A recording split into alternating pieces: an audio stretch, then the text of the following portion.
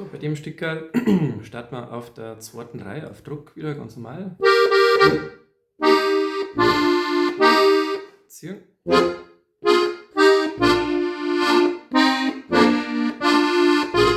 Gabelgriff, Druck.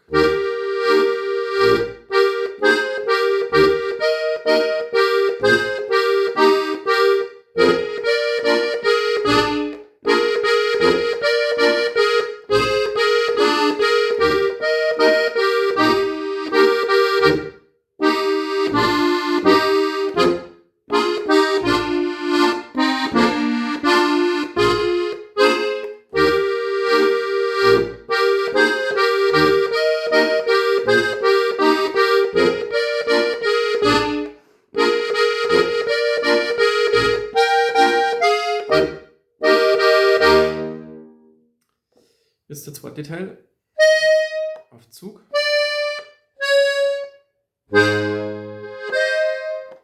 Ziehen. Schirm.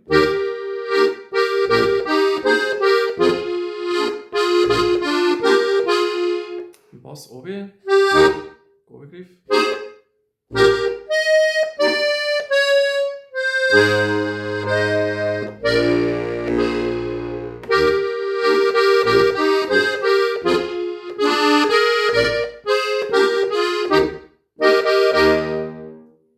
Und der dritte Teil.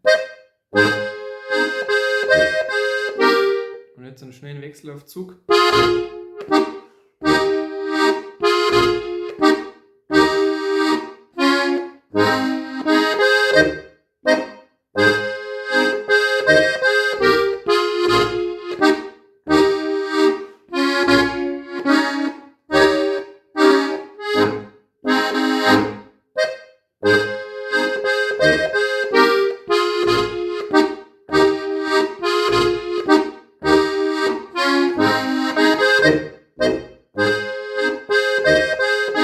Hört auf.